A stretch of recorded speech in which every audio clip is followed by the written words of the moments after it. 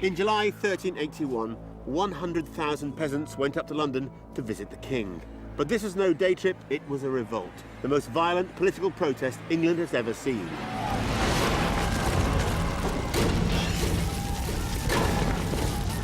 Nothing was sacred, not the king, not the church, not the government, and no one was safe. Human heads became trophies carried before the baying mob. The peasants wanted freedom from serfdom. They came to the capital prepared to fight to the death to achieve it. 3 days later, London was alight. Palaces were destroyed, churchmen and ministers were executed, and the gutters were filled with blood, guts, and heads. This was the Peasants' Revolt.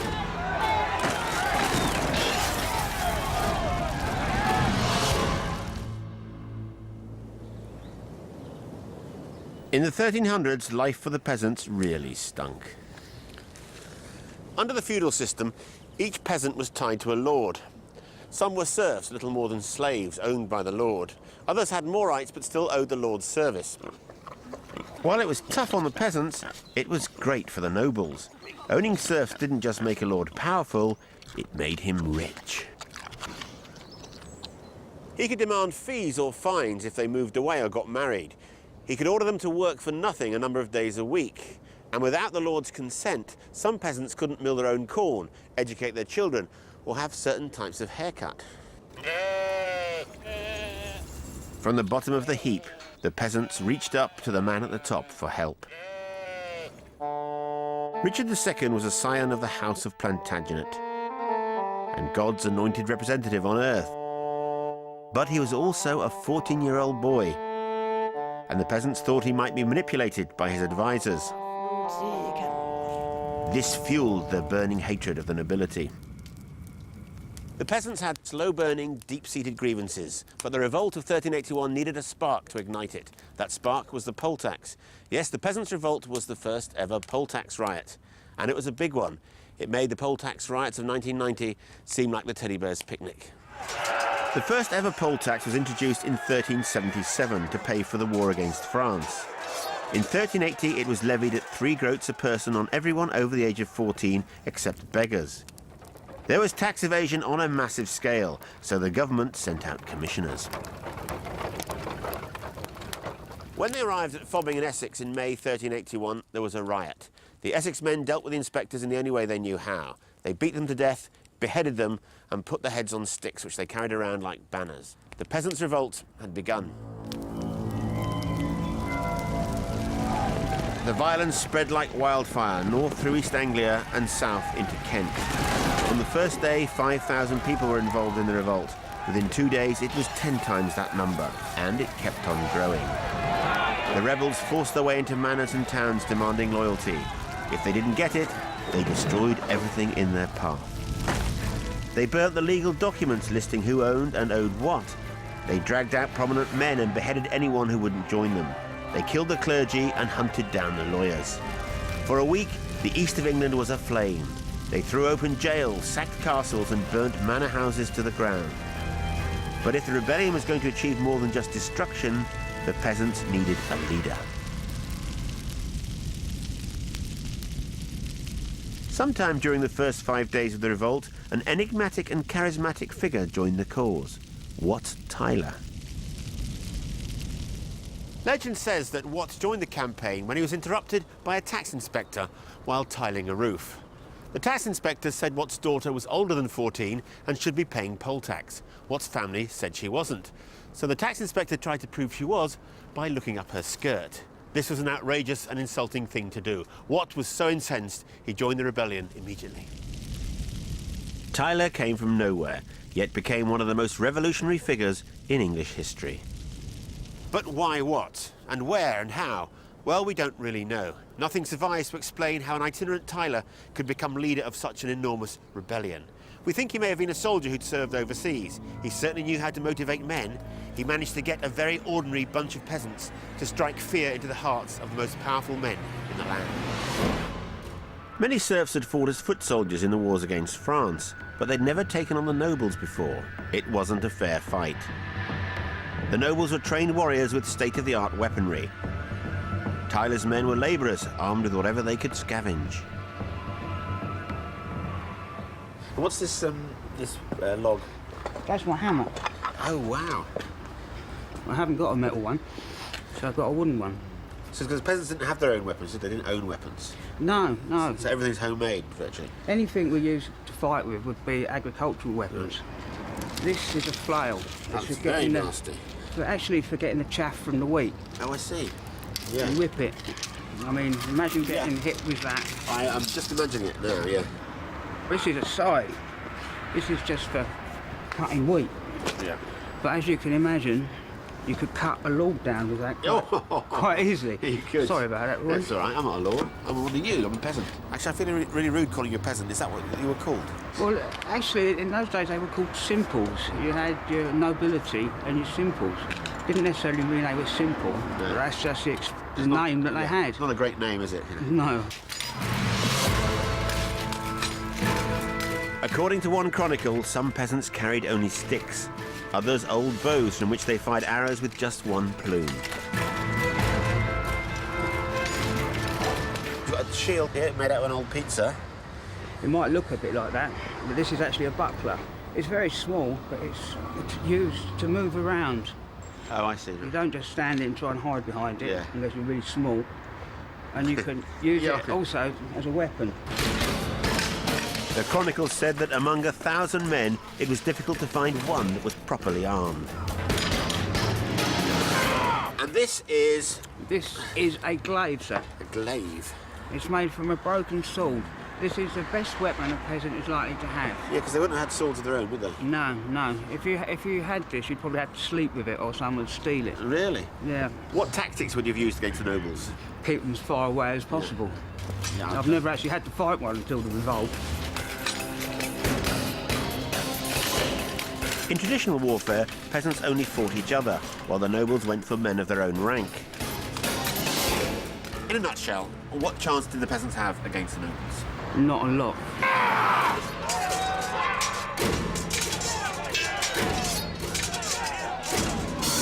The nobles rode out against the peasants in equipment that cost the equivalent of more than £250,000.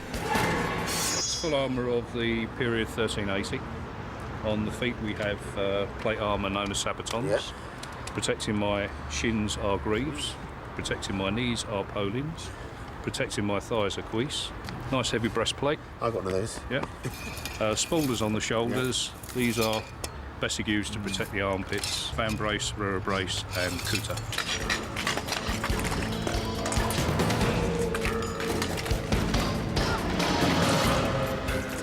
I'm no expert, but that's a sword, isn't it? Yeah, this is a hand and a half. Swords were balanced from the quiver at this point. People believe swords very heavy. The weight of the sword is there, yes, but they are very well balanced. And this kind of sword would have been used from horseback. They would have been razor sharp, and literally an unarmoured man, you could quite easily cut them from their shoulder down to their waist. This is known as a dagger. These were known as either a secondary weapon, so you could parry swords with it, or as a misericord. This would be used by myself on knights of equal rank to basically put them out of their misery. Peasantry and that sort of thing, I would just leave them to bleed to death. But even though the odds were stacked against them, the peasants rallied to join Wat Tyler and the rebellion.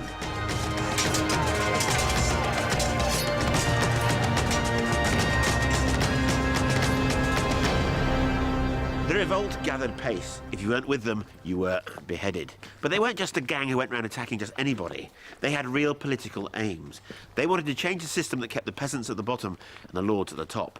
So they attacked the symbols of the regime that oppressed them: the courts, the churches, the castles. With Wat leading them, the rebels stormed into Canterbury Cathedral, stopped the sermon and dragged the priests from the pulpit.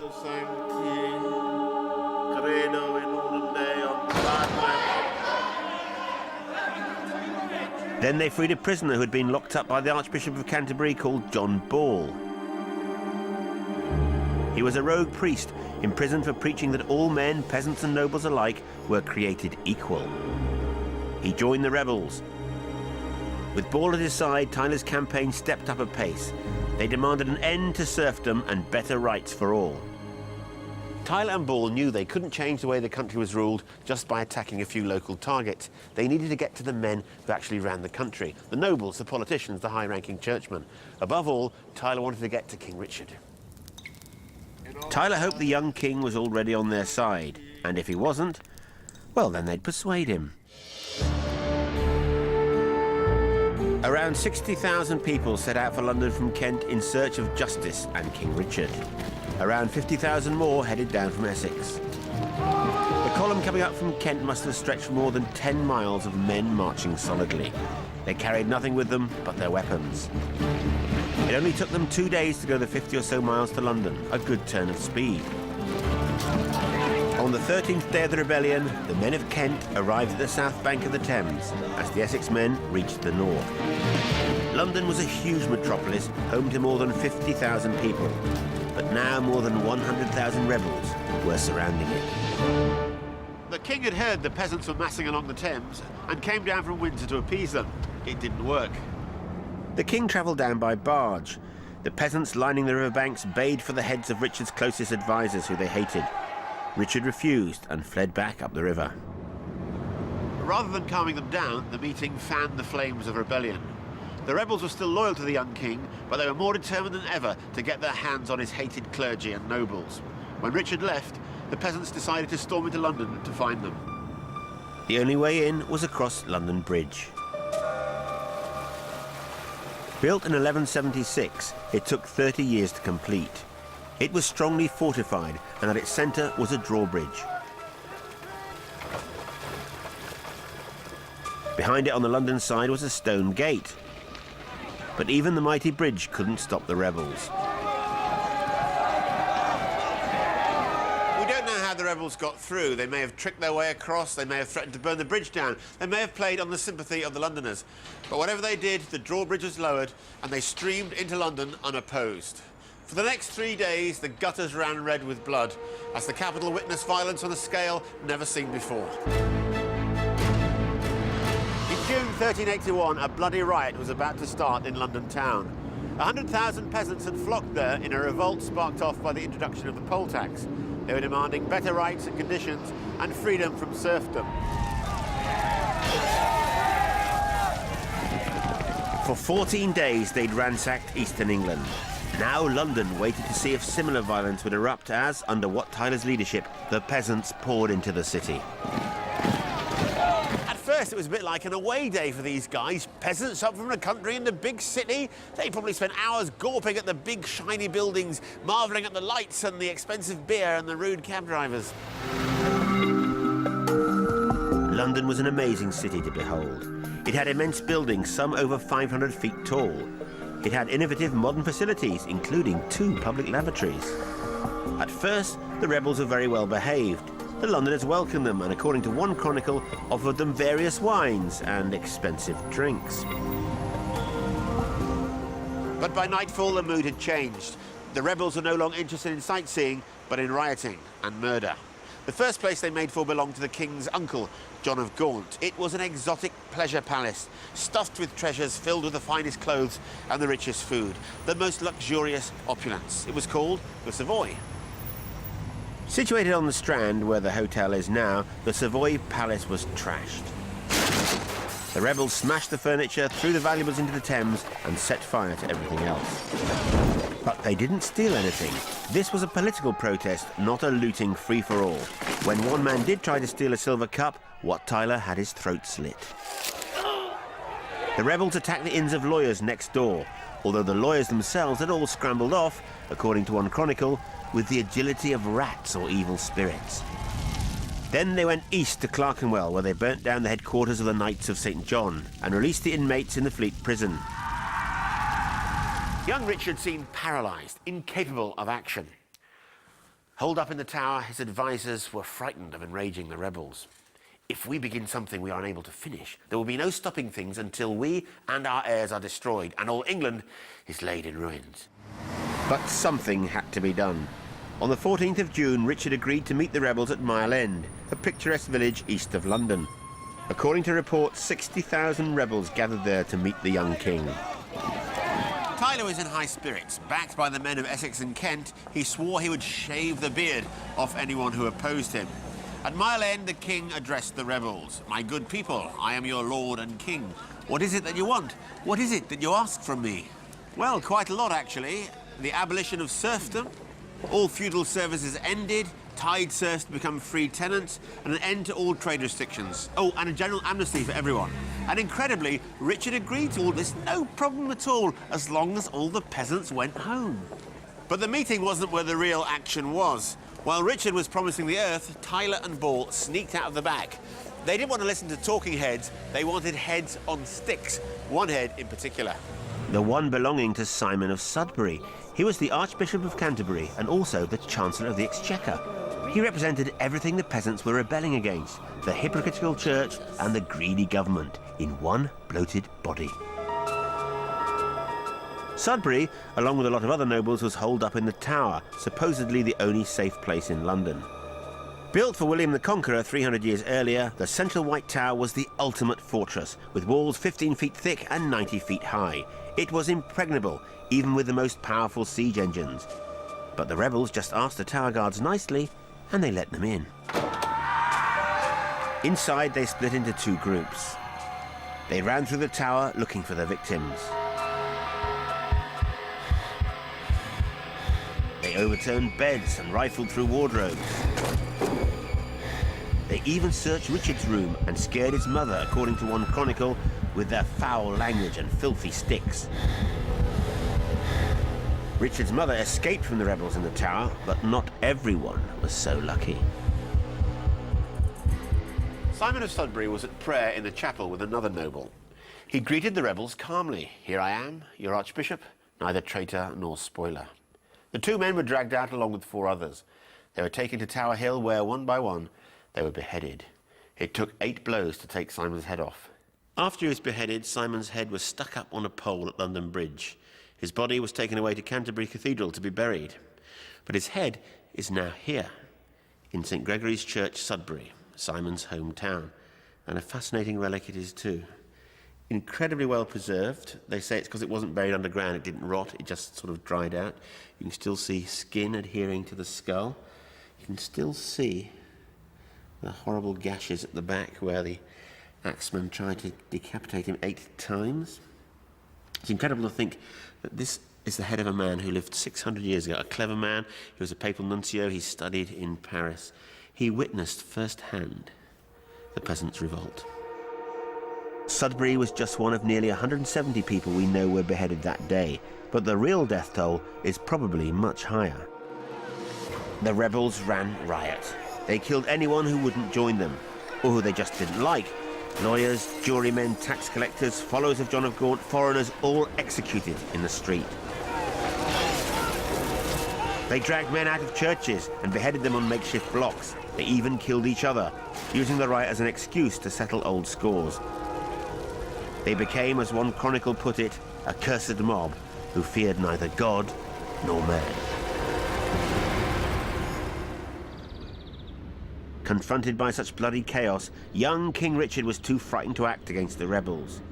Instead, he agreed to meet them once more. The final showdown took place here at Smithfield. The king's men were on the east side and the rebels on the west. King Richard rode out to the middle to meet Wat Tyler. Tyler rode out alone on a little horse with a man behind him holding a banner.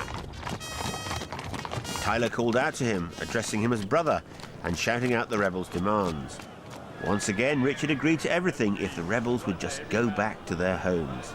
But just as Wat thought he'd won, something terrible was heading his way. What happened to Wat? Well, we don't really know. Every account says something different.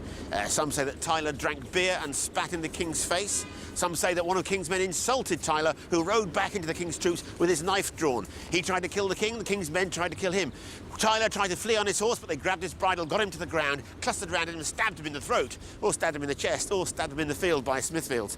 But all we really know is that Tyler G'd up his horse, rode a few paces from the king, cried treason, and fell mortally wounded to the ground. For a second, it seemed that total war would break out. But the king, the young 14-year-old King Richard II, showed amazing bravery and no little cunning. He rode out to the rebels and said, "Sirs, will ye shoot your king?" I shall be your chief and captain, and you shall have from me that which ye seek. Only ride with me to the fields without. Without killing me, I presume he meant. Richard persuaded them to follow him north to Clerkenwell. As the peasants poured into Clerkenwell fields, they found themselves surrounded by armed knights on horseback, leading a force of around 6,000 loyal men. Hemmed in, according to the chronicles, like sheep enclosed in a fold, the peasants threw down their weapons and begged for mercy. The revolt was over, and now it was payback time.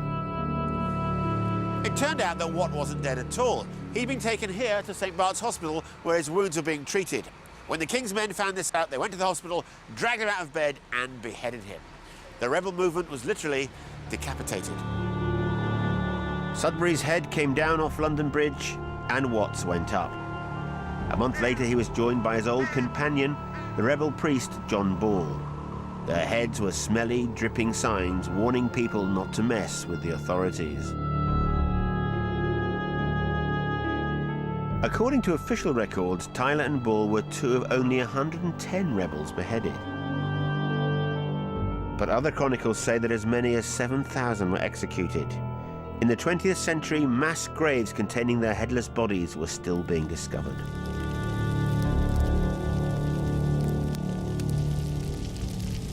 The poll tax was repealed. It would be 600 years before any government was foolhardy enough to introduce another. Nevertheless, the rebellion did little for the peasants. The revolution that was meant to bring all men freedom brought nothing but oppression. The nobles crushed the peasants, determined they would never dare to challenge the authorities again.